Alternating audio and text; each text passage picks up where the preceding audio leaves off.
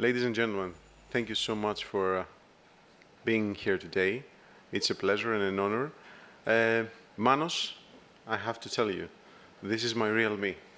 This is not a digital, visual, twin of mine. Really impressive what you did. When I saw you on the video and then I turned back and I was like, but he's here. I was like, whoa. So, really good one. Bravo. Good morning, ladies and gentlemen. And thank you, Adonis and CSN, for bringing us all together here today. It's a great day, and it's always a great pleasure to be here in back in Cyprus. I'm Thomas Asproudis. I'm co-founder and head of innovation of M2 Intelligence. All right. I think that when I turn, I lose the sound, so hope everyone can hear me. Today I'll take us through how we can turn simple monitoring and turn it into true maritime intelligence. Hopefully, giving the fleets, the people on board, the people ashore, the awareness, compliance, and decision-making edge they deserve. Because in shipping, well, real time doesn't mean that the next day's report, right?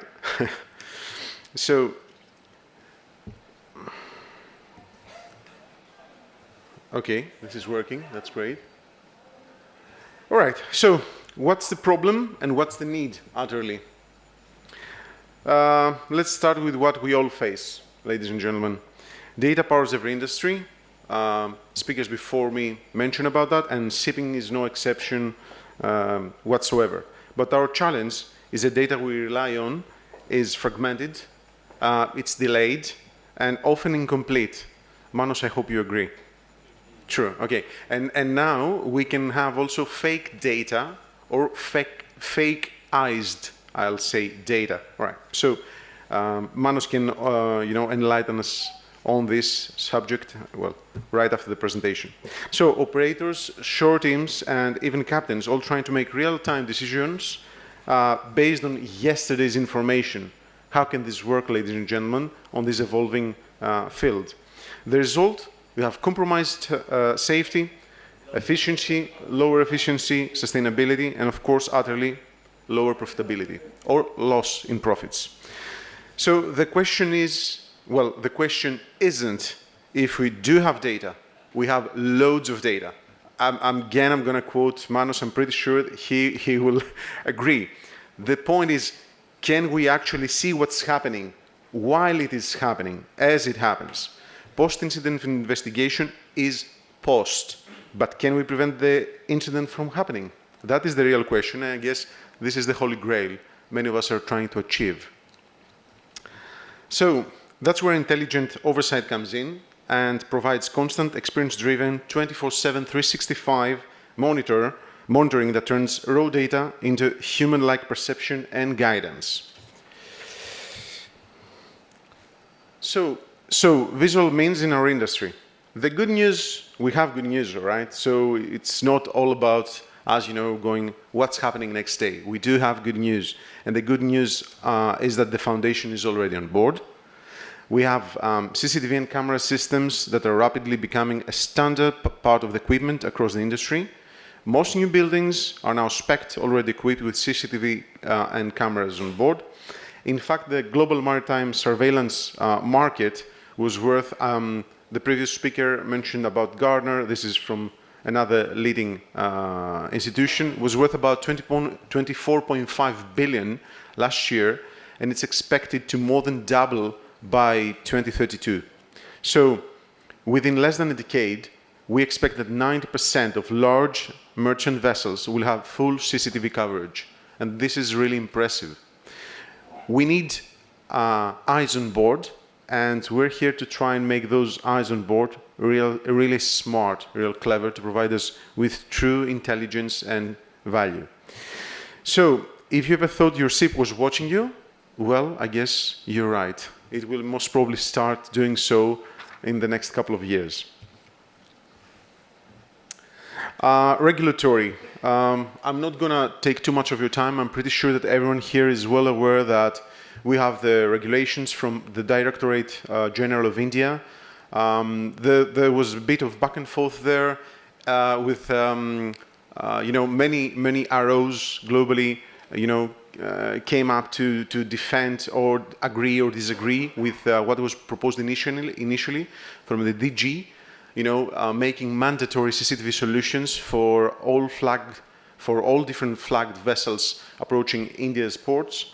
Well, at this point, at this stage, that was just put up only to vessels that are operating under the Indian flag. We have the port of Port Hedland in Australia, that it's mandatory for Cape-sized vessels to have cameras on the steering gear flat. And we have the USCG. Actually, these were the first to open this dance, making mandatory for US flagged vessels to have cameras within the common spaces. And that was really, really impressive. So, going from regulations and theoretical talks to reality. You're not going to see any AI magic here. It's just simple eyes on board. But this is step number one, and it's so important. What we always like to say, and what I always represent as a technologist, is we need to learn to do a step-by-step approach going forward. No magical solutions. I was talking with companies two, three years back, and they wouldn't even listen on installing some cameras or other imaging sensors. And now I visit the same clients, the same people, much like you, and everyone's saying, "Oh, I want the AI-enabled stuff." So we need to leave aside the sauce and go for the meat. I hope vegetarians are not really offended by my comment, but I'm sure you'll get what I mean. So I don't want to take too much of your time. These are just some indicative camera views. We can have real times on board our bridge, our ECR, our main deck, our aft mooring stations, main engine. We can have thermal cameras monitoring 24/7, 365 critical parts of equipment. So yes, we do have our AMS, but AMS can have so many sensors, while a camera on the 3D space can monitor the lower part of our main engine. And if we have a small bearing failure or a failure to come, we can prevent that just by simply adding a thermal camera. Which brings me to my other point.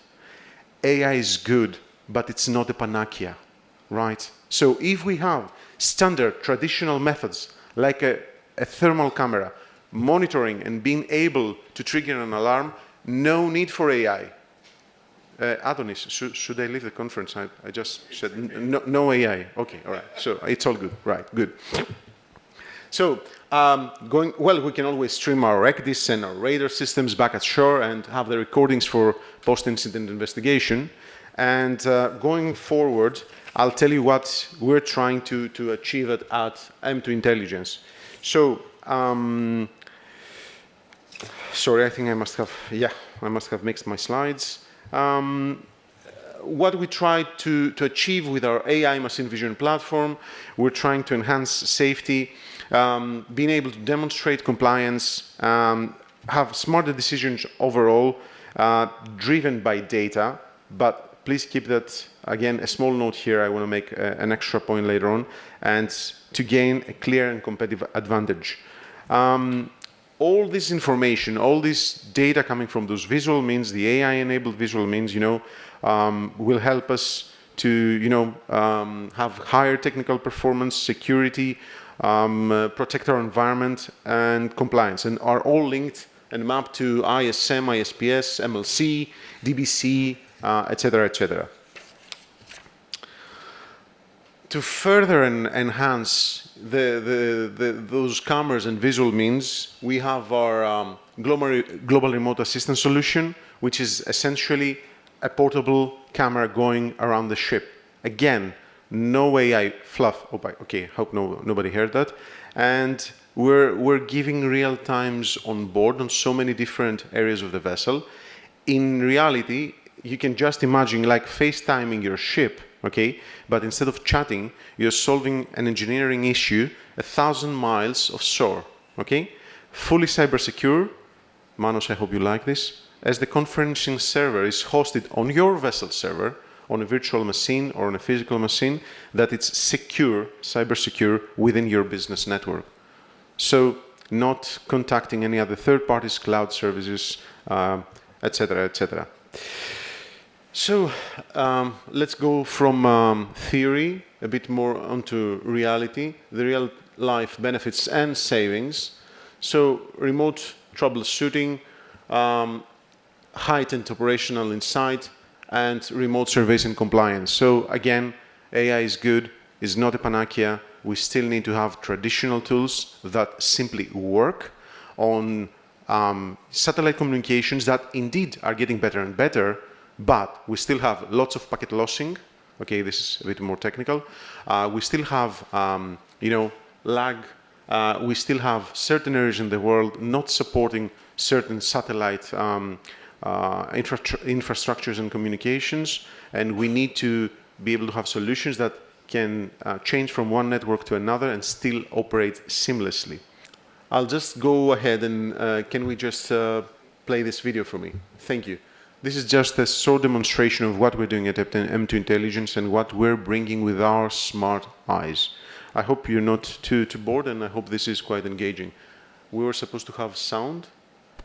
I will just take a minute until we get the video playing and just ask you, ladies and gentlemen, how many of you had to review CCTV footage after an incident instead of before? Raise of hands. Nobody? One gentleman? Oh, okay. We're having more people. All right. Okay. So what we're trying to do, hopefully, is to help you reduce the times that you're reviewing a video post an incident, and through smart eyes be able to prevent that incident or minimizing the damage. I think I gained you a minute, but that's all I could do. All right, we're getting there. Thank you.